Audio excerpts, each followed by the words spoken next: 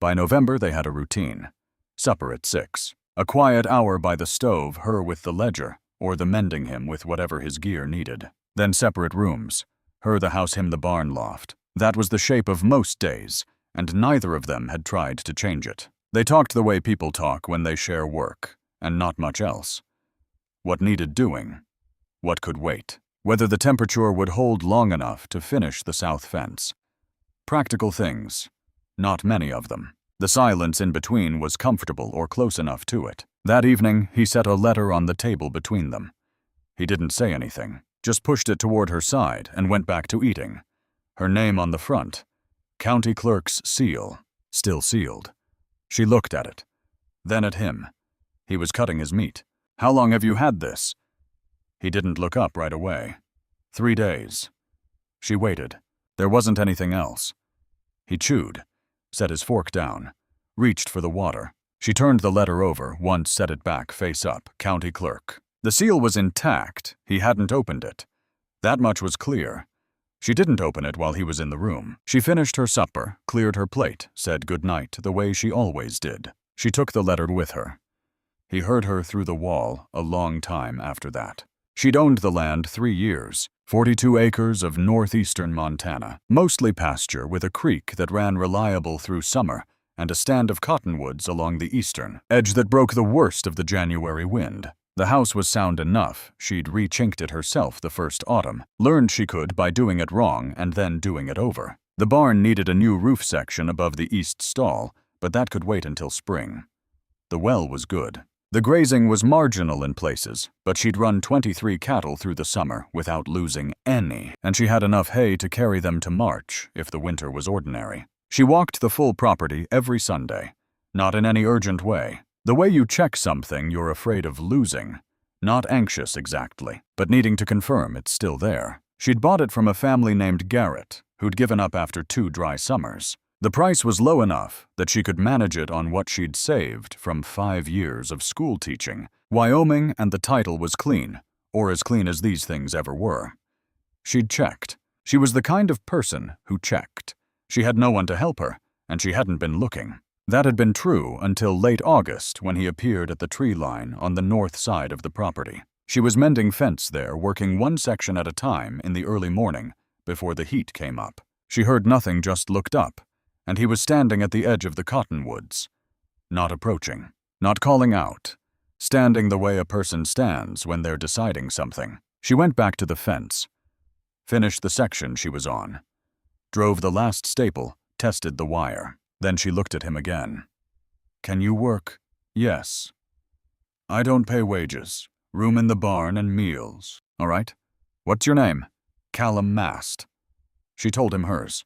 Told him the main things, the north fence first, then the root cellar door, then hay to move before the first hard freeze. Meals at 6. She cooked once, not twice. She didn't need company while she worked.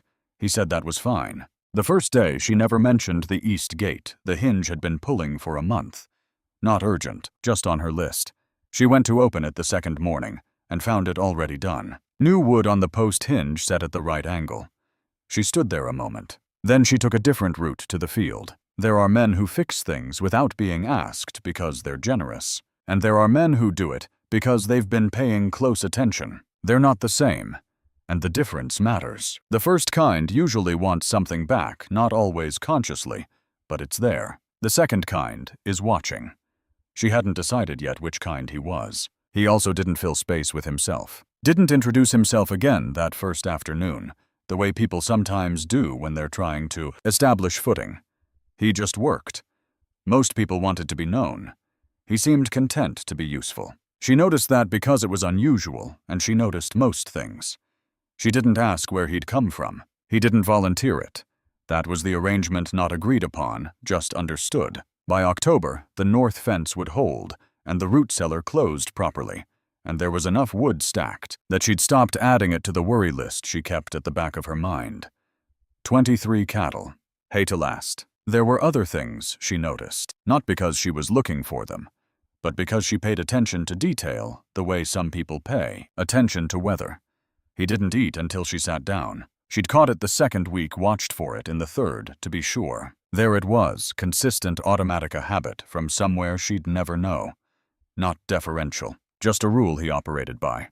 She didn't mention it. He moved around the property, with a sense of the layout she hadn't given him. He knew where the fence line ran on the north side, without being shown. She'd told him where to work, not the whole boundary. And yet the first time he came back from the far edge, he came back from exactly the right place. She told herself a man with experience could read terrain, could follow the edge of a property by instinct, by logic, by reading what the land said. Probably that was all it was. She told herself that.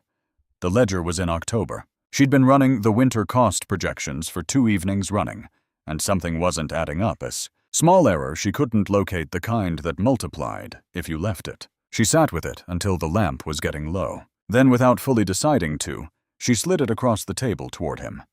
He took it without comment. Read down the columns. Found 2 errors, one in her arithmetic, one in a price she'd recorded wrong, and circled both in pencil. Then he handed it back. She looked at the marks. Pencil, not ink. She didn't say anything.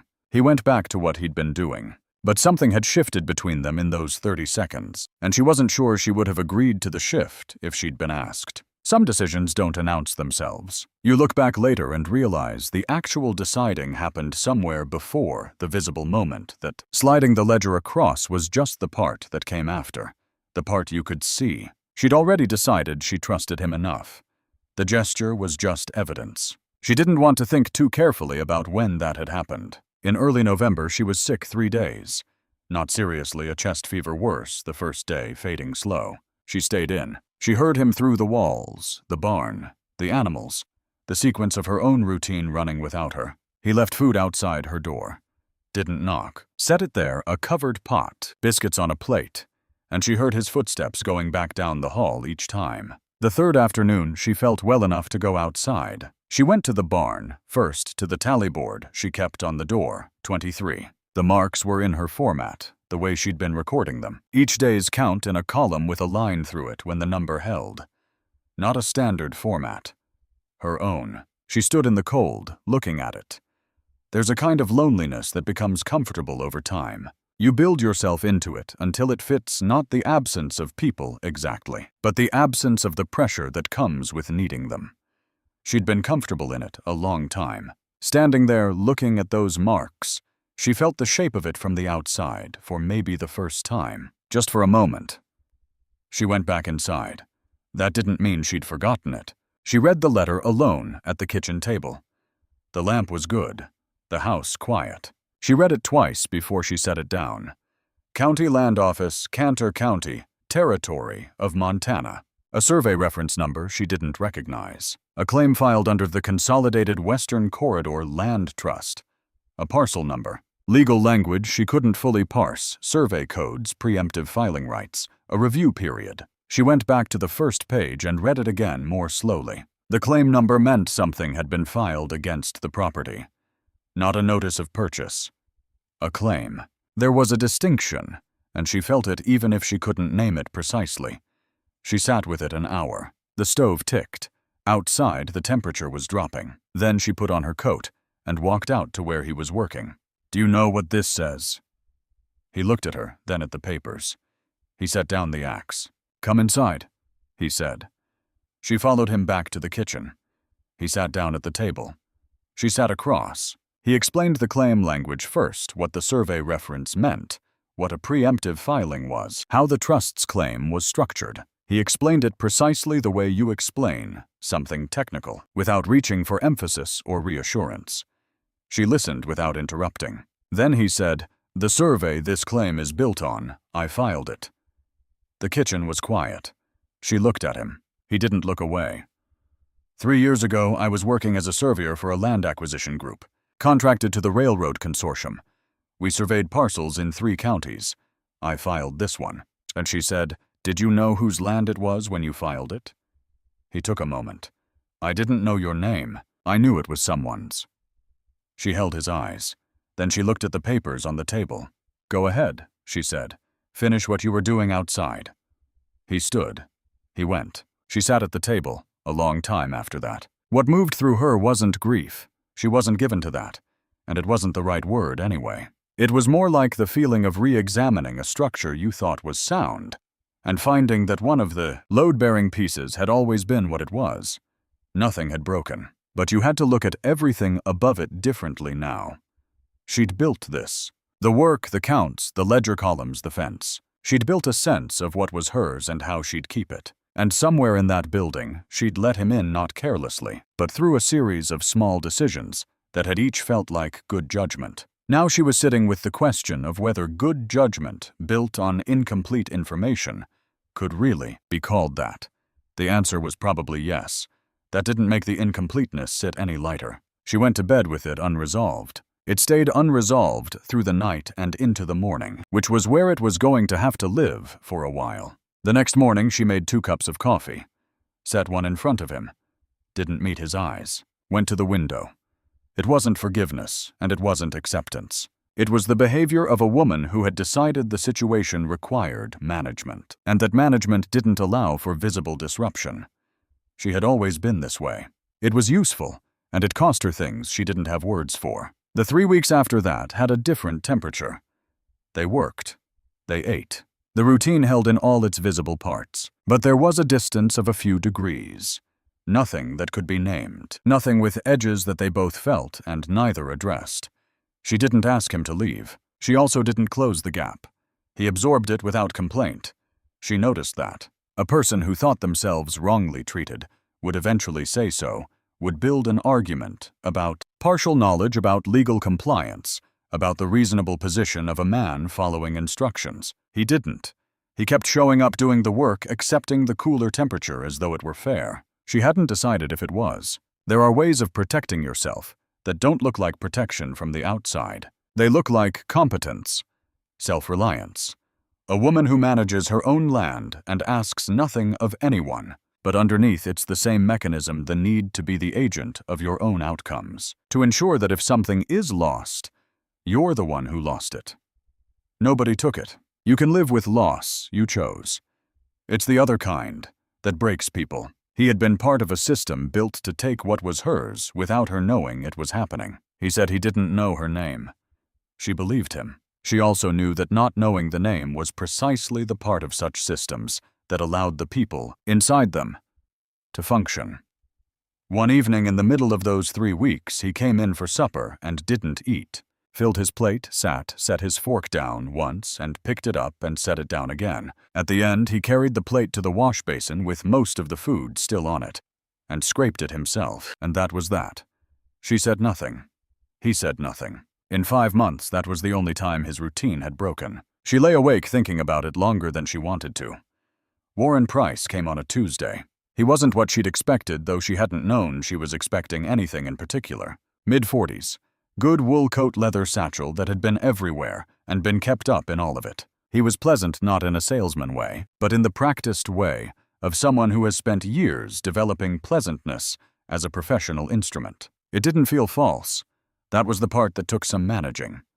He introduced himself at the door. Land Acquisition Representative, Consolidated Western Corridor Group. He hoped she'd had time to review the initial notice. He was in the county for a few days and thought it made sense to come by in person, answer questions if she had them. She told him she had questions. He said he was happy to address what he could. He'd brought some reference paperwork to leave with her, nothing requiring immediate action, just for her records. While he was speaking, she saw him register Callum, who was visible near the barn, rehanging the east door. Then Callum looked up. The look between them lasted less than a second. She caught the edge of it, the small adjustment, the recognition moving in both directions. Not surprise. Not confrontation. Just 2 people confirming something they both already had. Price didn't change his expression. He looked back at her and finished the sentence he'd been in the middle of. She took his paperwork. He left his card. He said he hoped she'd find the county's process straightforward, and that she was welcome to reach out. He was pleasant the entire way back to his horse. She watched him go, looked at the card. Then she looked at Callum. He'd gone back to the door. His back was to her.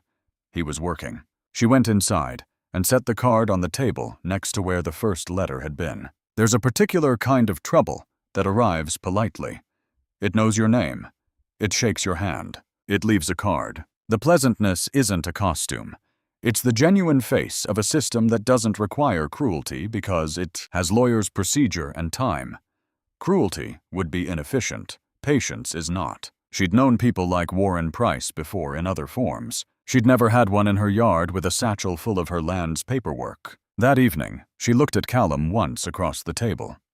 He held her eyes a moment, then looked at his food. She didn't ask, and he didn't offer. They ate in the usual silence, except that the weight inside it had shifted heavier on his side now, or maybe just differently distributed. She'd seen the recognition. He knew she had. Neither of them needed to say what that meant. She went to bed with both letters stacked on the sideboard. She'd put them there without thinking, and then noticed what she'd done. The second formal notice came 11 days later, 60 days from the date of notice to file a formal challenge. After that, the preemptive claim proceeded to review on its own merits. She read it at the door, the postal rider already gone cold, moving through the open frame. Then she went inside and did the arithmetic. 60 days took her to late January. She wrote down what a county solicitor would charge for the filing work, looked at the ledger, closed it. She knew enough land law to understand she couldn't contest a survey on her own. She could file an objection state that she disputed the claim. They'd acknowledge it and proceed regardless. To actually challenge the survey, the instrument the claim was built on, she needed someone who understood survey procedure well enough to identify its procedural errors and file a formal correction. Someone with a registration. Someone who knew the regulatory codes by number. She knew exactly one person who could do that. She did not ask him that evening. She made supper, they ate. She did the count, she went to bed. She didn't ask him the next morning either. The day after that, she was in the kitchen before him. She filled the kettle, got down 2 cups same as she'd done every morning for weeks now, and set one on his side of the table. She stood at the window. She poured his coffee first that morning without thinking. She caught herself. She didn't change it. She needed to finish deciding before she could say the words. That was how she'd always operated, all the way down to the bottom before she moved. Anyone who'd watched her for more than a month would have recognized it. He'd been watching her long enough. Probably he recognized it. 2 more days passed. Then one evening, he came in from the afternoon work, and she was sitting at the table with both letters spread in front of her. She said, "I need you to come with me to the county office." He stopped, looked at her, then at the letters, then at her again. There was a pause. Not long. The kind where someone is taking the full weight of what they've been asked and deciding quietly whether they can carry it. When Thursday. All right. She gathered the letters. He went to wash up for supper. That was it.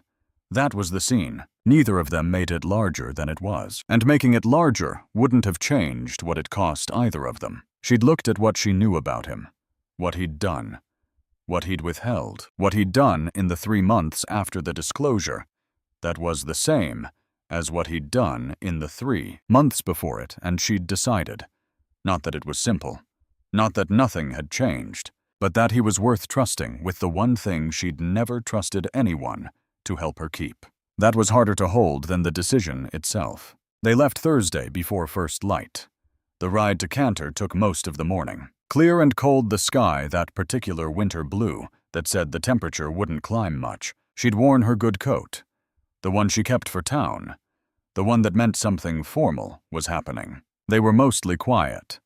Not the comfortable quiet of evenings at the stove. The quiet of 2 people carrying things they'd agreed without saying so to carry separately until they got where they were going. An hour out, she said, "Is there a procedural error in the original filing, or are we going in with nothing?" He said 3 errors. The first is a boundary reference that conflicts with an 1874 federal survey on record at the county. The second is a notation that classifies the Eastern Creek as seasonal. The geological record shows its permanent flow, which changes the grazing designation. The third is a signature date that doesn't align with the county filing stamp by 11 days. That voids the review period calculation they've been using. She took that in. "How do you know all of that? A moment. Because I made them." She looked at him. He was watching the road. "All right," she said. She looked forward again. Whether he'd made the errors intentionally or not, she still didn't know. She decided not to ask. Not because she didn't want the answer. but because she'd figured out, somewhere between waking Thursday and this moment on the road, that some questions get asked in order to delay rather than to know. She recognized that in herself and chose differently. There was work to do. The Cantor County Land Office smelled like paper and wood smoke, and the particular damp of a building warm in the middle and cold at the edges. A counter, a clerk's window, a posted schedule of filing fees. The man behind the counter was named Hadley. She'd corresponded with him twice, once verifying title on her purchase, once requesting a copy of the boundary survey on record. He was careful with his words, treated every transaction as something that could get complicated if not handled precisely. He saw her and nodded. Then he saw who was behind her. Something moved in his expression. Not hostility. Just adjustment, the look of a man revising his expectations of how the next 10 minutes were going to go. She stated the purpose directly. She was there to file a formal challenge to a preemptive survey claim. She read the case number from the first letter, and she had a representative filing a formal correction to the original survey. Hadley looked at Callum. "You're masked." "Yes." "You filed the original survey?" "Yes." "I'm filing a correction. 3 procedural errors documented by regulatory code." Hadley set his pen down. He looked at the papers she'd put on the counter, then back at Callum. "You understand what you're filing, and not quite a question. The statement of a man making sure another man understood the size of what he was putting his name to that. There was no version of it that could be undone. Once a correction entered the county record, it was there alongside the original filing permanently, and everyone who looked at this parcel in the future would see both. "Yes," Callum said. Hadley set a form on the counter. "I need the regulatory codes for each error, your surveyor's registration number, and a signed declaration that the corrections represent your professional opinion under oath." Callum took the form, sat at the small table near the window. She stood by the counter and watched him work through it, the 3 errors listed in order. Codes beside each one, his registration number written from memory. Steady without stopping, the way he did everything. He picked up the pen to sign and then didn't move for a moment. Not long. A breath, maybe 2. Then he signed, set the pen down on the table. His hand stayed flat on the form for a second after pressing. The way you press something when you want it to stay where it is. He brought the form to the counter. Hadley reviewed it without hurrying, checked the codes against a file, stamped the form, gave Callum a copy, and kept one. The Consolidated Western Corridor Group's legal representative will receive notice within 5 business days. They have 30 days to respond to the correction filing. After that, it goes to the county recorder for adjudication. And she asked, "What's the likely timeline?" 6 to 8 weeks for the recorder's review. Longer if they contest the procedural finding. And if the errors hold, if the correction is upheld, the preemptive claim is invalidated on procedural grounds. You'd still need to file a title clarification, but the consortium's basis for the claim is gone. She thanked him by name. They turned to go. Hadley looked at Callum once more before they reached the door. Whatever he was thinking, he kept it. He was the kind of man who did. The ride home was mostly quiet again, but a different kind of quiet. The air had the quality she recognized after certain kinds of work, the stillness of something finished. Not resolved, not all the way done. But the piece of it that could be done today was done. Around the halfway point, she said, "The south side water line is going to freeze if this holds. It needs more insulation on the north-facing run. I'll get to it tomorrow. Before midday if you can." "All right." They rode the rest without talking. The sky was doing the gray thing it did in late afternoon in winter, settling down like a lid being placed. Temperature dropping. She could feel it in the air before the sun went all the way. She thought about his hand on that form. The pen set down slowly. She understood what it cost to put your name on something that unmade something you'd put your name on. Before to say, in writing under your own registration, that you'd been part of something wrong. There was no version of it that was free. She'd understood that when she asked him. She'd asked anyway. He'd said yes. She thought about those 2 facts together and didn't put words to what they added up to. Not yet. She wasn't in a hurry about it. She'd managed this land 3 years without being in a hurry about anything, and she didn't plan to start now. The kitchen in the gray light. Stove already going. Cold on the window glass. She heard him come in from the animals, the particular sound of the door boots on the step, the quiet that meant he was hanging his coat. She filled the kettle, set it on. She got down 2 cups, set one on his side of the table, and went to the window. The south end of the property was just visible from there. The fence line, the cottonwoods, the hill on the far side, all of it in the flat winter light. Still there. She heard him come into the kitchen. Heard him stop. She didn't turn around. She was looking at the property, the way she always looked at it, confirming it, checking that it was still where she'd left it. Still hers. Still the one thing she'd fought for, that had stayed. He sat down. When she turned around, eventually, the way you turn when you've looked long enough, he was looking at the cup she'd set in front of him. Then he looked at her. She held his eyes a moment, turned back to the window. Outside, the gray held. The water line would need that insulation today. Wood to split before the next storm, low on kerosene. The east fence needing one more pass before the real cold settled in. She always had a list. "I'll start on the insulation after breakfast," he said. "Good." She turned and got the plates. 6 weeks later, the county recorder upheld 2 of the 3 procedural errors. The third, the signature date, was ruled a clerical discrepancy rather than a filing error. That one didn't stand on its own, but it didn't need to. 2 was enough. The preemptive claim was invalidated. She filed the title clarification that Hadley walked her through by letter. $14 3 weeks and it was done. Warren Price's legal team sent 4 pages of precise, pleasant language outlining what they intended to argue in a subsequent review. Hadley wrote to her separately to say such responses were standard, and that in his opinion, given the quality of the correction on record, a further review was unlikely to go differently. She read both letters, kept Hadley's, put Price's with the other paperwork in the box under the sideboard. A few days passed before she mentioned it. One evening, the way she'd mentioned the fence, or the water line as information for someone who had a stake in it. The county upheld the correction. 2 of the 3 errors. He was cleaning his gear at the table. He set it down. "That's good. Hadley thinks a further review would hold." "He's probably right." She nodded, went back to the ledger. He went back to what he was doing. That was the whole thing. She'd built her adult life around not letting anyone into the load-bearing parts of it. Not out of bitterness, she'd been practical about it. She'd understood the arithmetic. You let someone into the weight of something, and you gave them the capacity to damage it. The math was clear. She'd run it enough times that she'd stopped running it consciously, and it had just become the shape of how she lived. Somewhere between August and February, without any single moment she could point to, she'd let him in anyway. Not all at once.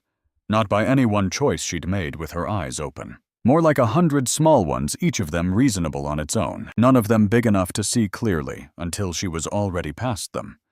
She was past them now. She didn't know yet what that meant for what came next, what she and Callum Mast were to each other, what form the thing between them would take as the seasons turned. She thought she probably wouldn't know for a while. And she was all right with that. She was someone who dealt in practical things. She'd deal with this one too, when it got clear enough to see. In the meantime, spring was coming.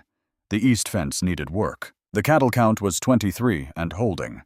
The hay would last another 6 weeks at the current rate. She had a list. She'd start on it in the morning.